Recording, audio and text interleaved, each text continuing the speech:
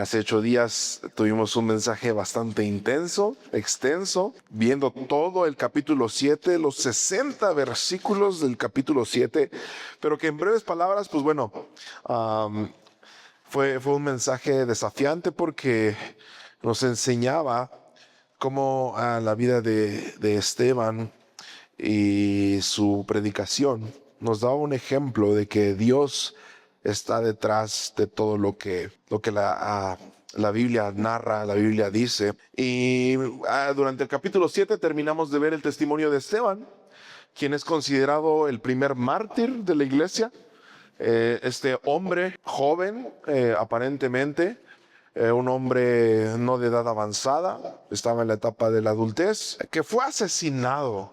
Suena feo eso, que fue asesinado por haber declarado su fe en Jesucristo. Este hombre que era un miembro de la iglesia, pero que por la sabiduría que Dios le daba, pues al discutir con alguien, con un grupo de personas, estas personas no pudieron ganarle en su sabiduría y eso lo llevó ante acusaciones falsas y que entonces los líderes religiosos decidieran apedrearlo, ¿verdad? A causa de su fe. Entonces, estamos viendo, hermanos, que en este periodo que hemos visto, el libro de los Hechos, desde el capítulo 1, la iglesia comienza a compartir este mensaje que recibió de los apóstoles, ¿verdad? Y que los apóstoles recibieron de Jesús. Un mensaje de salvación, un mensaje de esperanza para cualquier persona, para el pecador, donde si te arrepientes de lo que has hecho, lo único que necesitas es creer.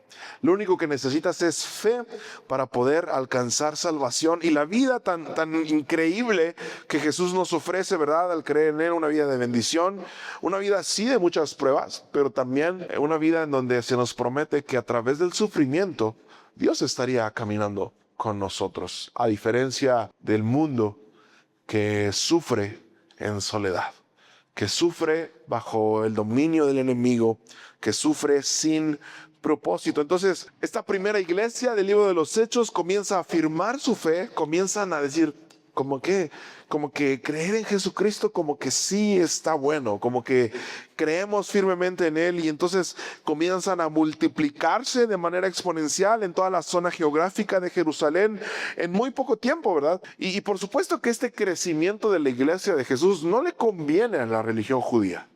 Por muchas razones que ya expusimos anteriormente, no le conviene el crecimiento de la iglesia, lo que ellos consideraban como un movimiento herético, como un movimiento falso, el crecimiento de una secta, ¿verdad? Para ellos, ¿verdad? ¿Quién es este Jesús que se declaró como el Hijo de Dios?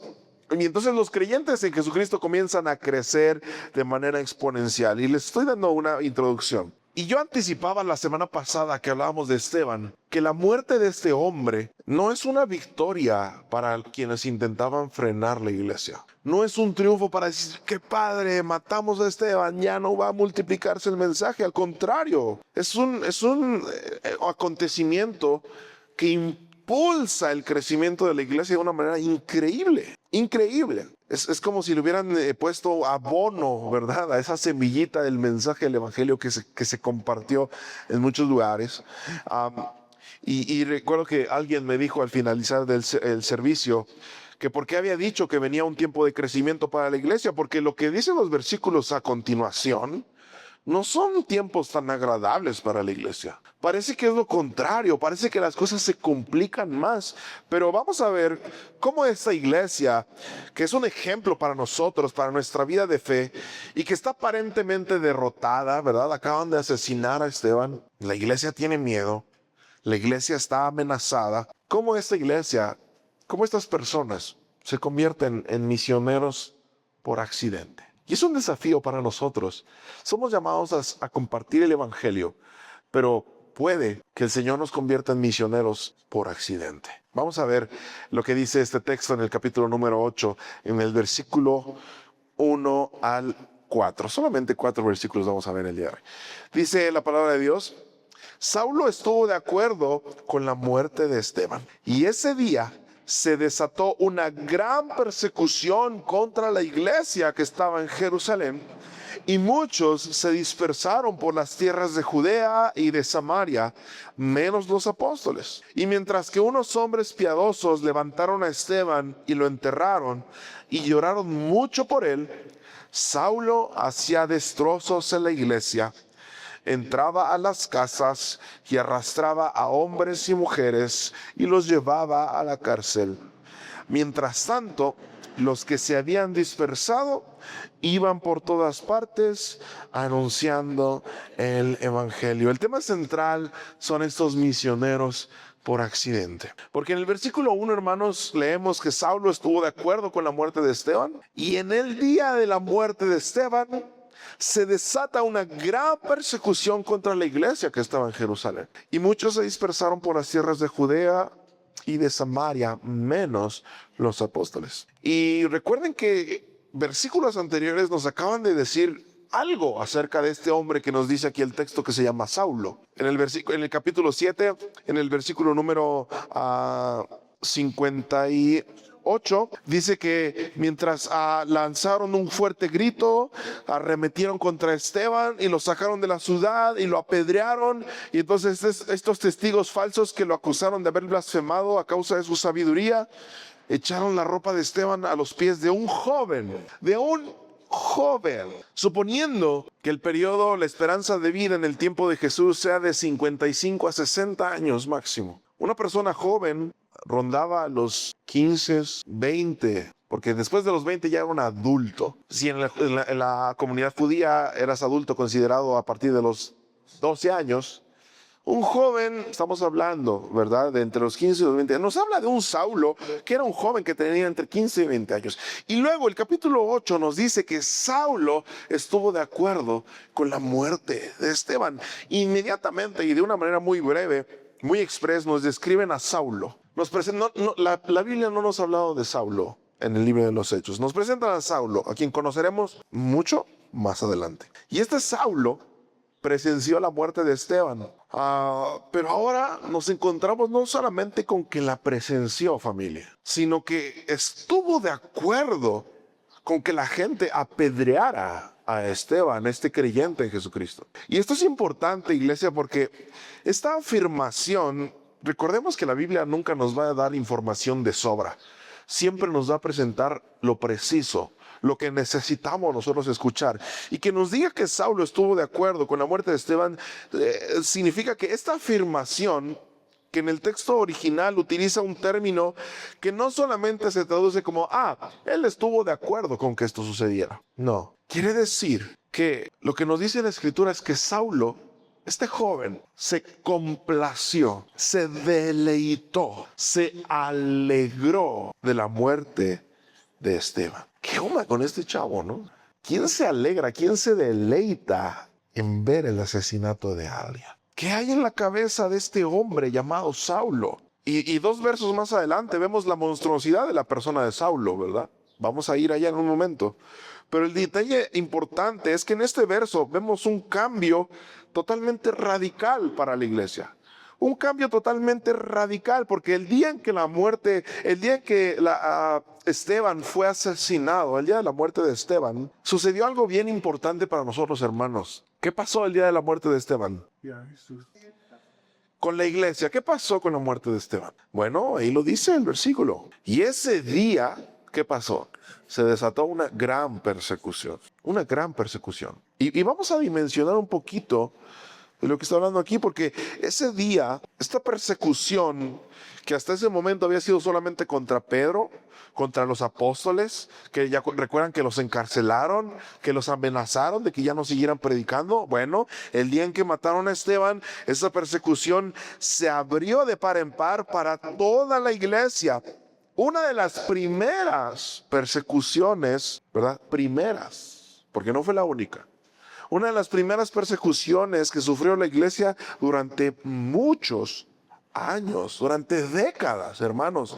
Y Saulo, hermanos, no era el único perseguidor de la iglesia. Que debemos entender eso. Sí, él tal vez era el más aferrado, el más violento, pero no era el único perseguidor de la iglesia. Hay muchas cosas que entender detrás de esta persecución hacia los cristianos, ¿verdad? Porque esta persecución, hermanos, de la que nos está hablando el texto hoy, que no es agradable para la iglesia, que como una persecución va a traer crecimiento a la iglesia. Bueno, esta persecución es el cumplimiento de lo que Jesús ordenó que hicieran en Hechos capítulo 1, versículo 8, donde le dice a sus discípulos: y que me serán testigos en Jerusalén, en Judea, en Samaria y hasta lo último de la tierra. Entonces, hermanos, no esperaba la iglesia que este mandato, esta orden de Jesús de multiplicarse, de crecer, se diera de esta manera, ¿verdad? La persecución es esa sacudida que le dice a la iglesia: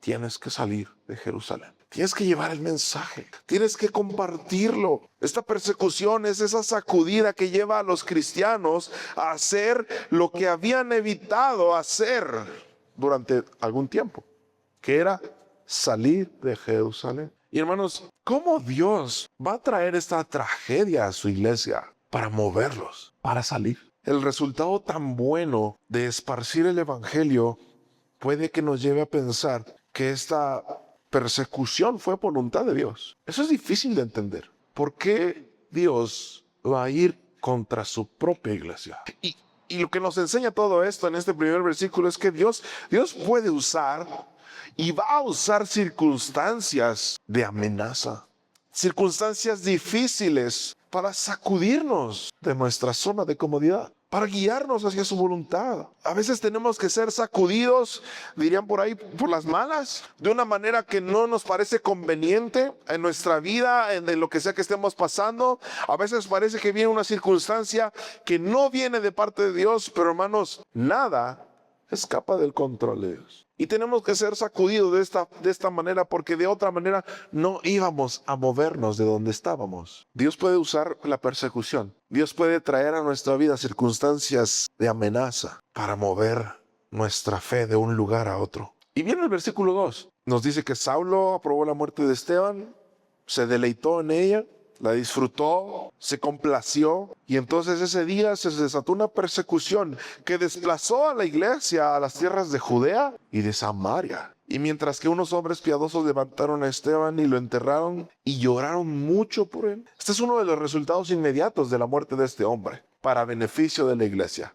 ¿Por qué? Porque es esto que encontramos acá. Algunos toman este versículo, hermanos, como una evidencia de que no todos los judíos estaban en desacuerdo con el cristianismo. No todos los judíos eran enemigos del cristianismo. Y aquí vemos a estos hombres que se compadecen, que se acongojan por la muerte tan cruel y despiadada de Esteban. Porque ustedes creen que otros hermanos de la iglesia estaban ahí mientras apedreaban a Esteban. Por supuesto que no. Les iba a tocar lo mismo, ¿verdad? Entonces el círculo que rodeaba a este hombre eran judíos. Y estos hombres piadosos levantaron a Esteban, lo enterraron y lloraron mucho por él. Estos hombres que se compadecieron de su muerte, nos dice que no todos los judíos eran enemigos del cristianismo. Y nos dice el texto que lloraron mucho por él. Y saben, esto es importante porque la ley judía prohibía que en el asesinato de alguien se llorara públicamente. ¿Qué nos quiere decir esto?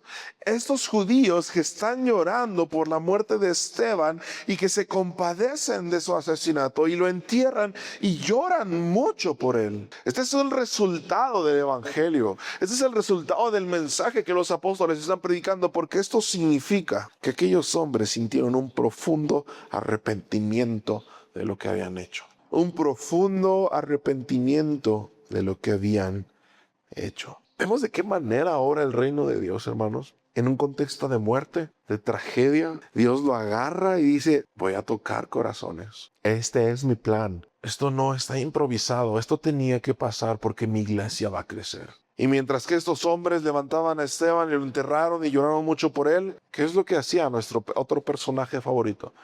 Versículo número 3. Saulo hacía destrozos en la iglesia. Entraba a las casas y arrastraba a hombres y mujeres y los llevaba a la cárcel. ¿Qué podemos decir de este versículo, familia? Porque la escritura no esconde, no maquilla. Lucas no tuvo filtros a la hora de escribir lo que Saulo hacía con la iglesia y la forma en la que la trataba. Porque vamos a ver la crueldad con la que estos creyentes eran tratados por Saulo.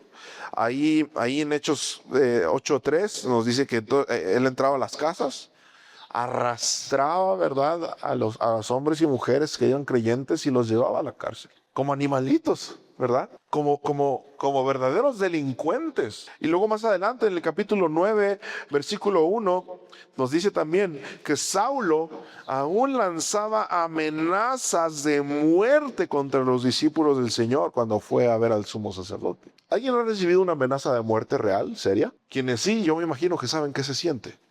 No, yo no, gracias a Dios, pero no me imagino que alguien llegue y me diga, te voy a matar. Ay, ¿dónde está tu fe? No, mi Señor, quiero ver cómo está tu fe en ese momento, cómo tus ojos se te van a hundir y tu corazón se va a apachurrar y vas a decir, mi vida está en peligro.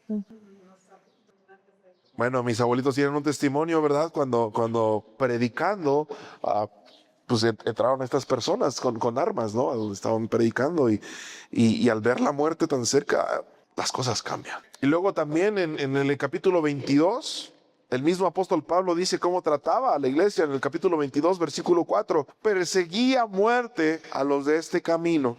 Yo aprendía y llevaba a las cárceles a hombres y mujeres. Y luego más adelante en el capítulo 26, versículos 10 y 11, dice Pablo, yo eso mismo hice en Jerusalén. Con la autoridad que me dieron los principales sacerdotes, puse en la cárcel a muchos de esos santos y hasta llegué a aprobar su muerte. Recuerden que aprobar no es únicamente, está bien. Aprobar, el término utilizado es consiento, autorizo. Me complazco en esa muerte. Llegué a aprobar su muerte. Y en las sinagogas, eso es importante y de lo que se lamenta tanto el apóstol Pablo tiempo después de que el Señor lo alcanza. Y en las sinagogas muchas veces los castigué y los forcé a blasfemar. Tan furioso estaba yo contra ellos que los perseguí aún en las ciudades extranjeras. ¿Qué corazón tenía Saulo para la iglesia? Y el término que se utiliza en el versículo 3, donde dice que Saulo hacía destrozos en la iglesia, era utilizado también para decir la forma en la que un ejército erradicaba toda una civilización. Esa es la forma en la que Saulo trataba a la iglesia, de manera cruel, despiadada. Saulo tenía autorización para hacer esto. Saulo no se tentaba el corazón, era tal la ceguera de su corazón. Era tal el celo por el judaísmo que veía al cristianismo como su mayor enemigo, hermanos.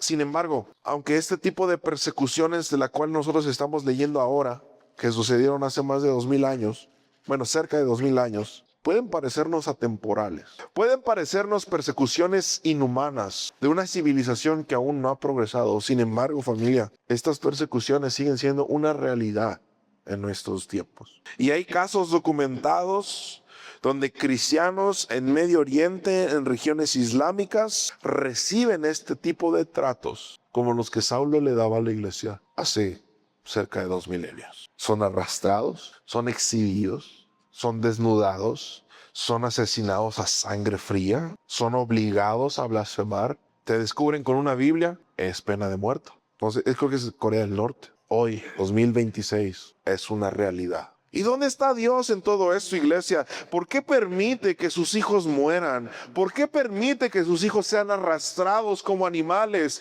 ¿Por qué permite que sus hijos sean tratados como bestias por parte de este hombre pecador, por parte de este hombre que no es más poderoso que Dios?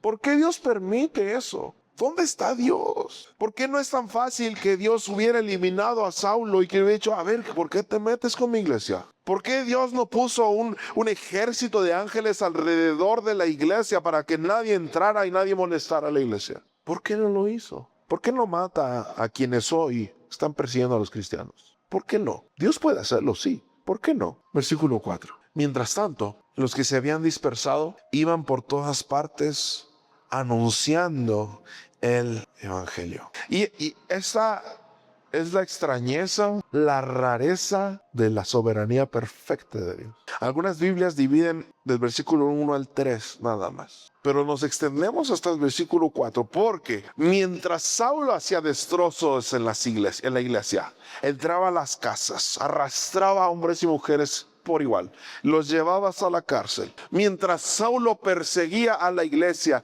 mientras parece que el mal y la oposición están triunfando, mientras tanto, los que se habían dispersado iban por todas partes anunciando el evangelio.